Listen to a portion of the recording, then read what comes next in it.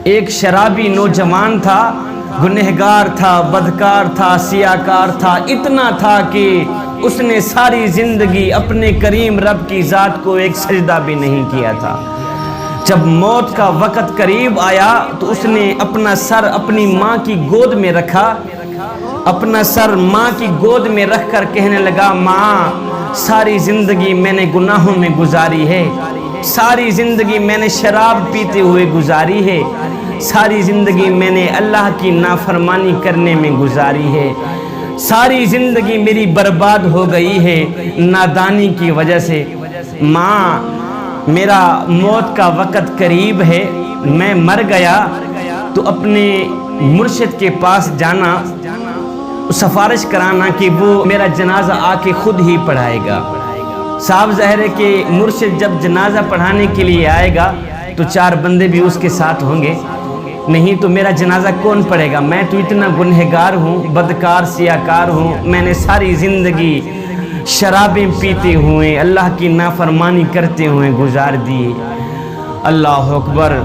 ماں اٹھی گئی اپنے مرشد حضرت حسن بصری کے پاس، جا کر کہنے لگی، میرے مرشد میرا بیٹا موت کے قریب ہے، تو وہ کہہ رہا ہے جب میں مر جاؤں تو اپنے مرشد کو کہنا کہ وہ آ کے میرا جنازہ پڑھائے گا۔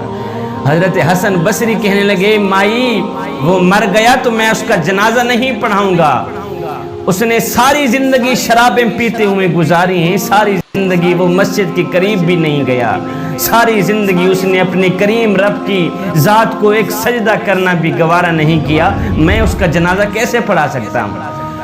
اللہ اکبر۔ وہ ماں روتے ہوئے واپس آئی، دوبارہ اپنی گود میں اپنے بیٹے کا سر رکھا، سر رکھ کر کہنے لگی، بیٹا کاش کہ تو نے زندگی میں ایک بات بھی میری مانی ہوتی تو آج میرا مرشد جنازہ پڑھانے سے انکار نہ کرتا، زندگی میں ایک بات پر بھی تو نے عمل کیا ہوتا، آج میرا مرشد تیرا جنازہ پڑھانے سے انکار نہ کرتا۔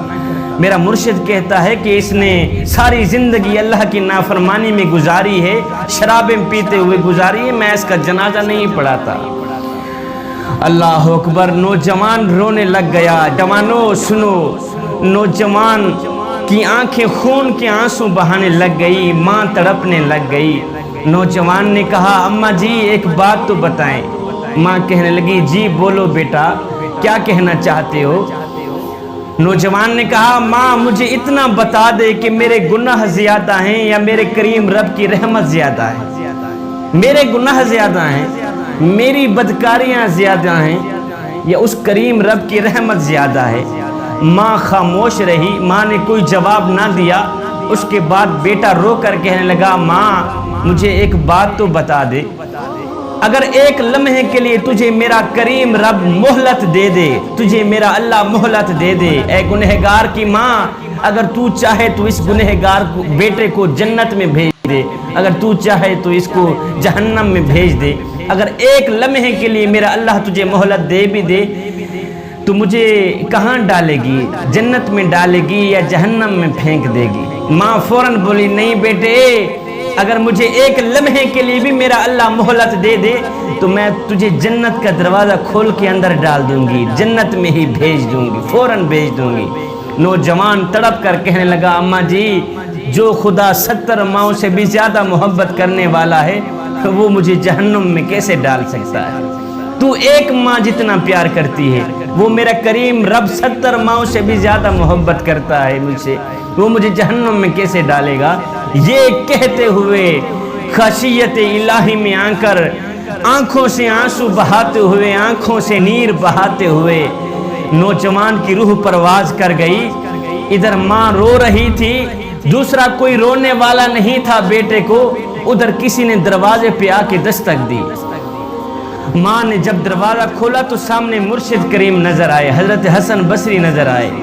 محترمہ کہنے لگی، مرشد کریم آپ نے تو مجھے جواب دیا تھا، آپ کیسے آ گئے؟ آپ کو کیسے پتہ چلا کہ میرا بیٹا فوت ہو گیا ہے؟ مرشد کریم کہنے لگے، محترمہ جی جب تو میرے پاس آئی تھی اس وقت میں سونے لگا تھا، میری آنکھ لگی، خواب میں کسی کہنے والے نے کہا، میاں تو سویا ہوا ہے اور میرے یار کا جنازہ کون پڑھائے گا؟ حسن بصری تو یہاں پہ سویا ہوا ہے، ادھر میرا یار مرا ہوا ہے، میرا دوست مرا ہوا ہے، جا میرے دوست کا جنازہ پڑھا کیا۔ ہے ادھر ندامت کے 2 آنسو بہے تھے، ادھر ندامت اور شرمندگی خشیت الہی میں آ کر آنکھوں سے 2 آنسو بہے تھے، ادھر بخشش کا فیصلہ ہو گیا تھا، ادھر مغفرت کا فیصلہ ہو گیا تھا۔ ایک آنسو کی مار تھی، سارے کے سارے گناہ معاف کر دیے گئے۔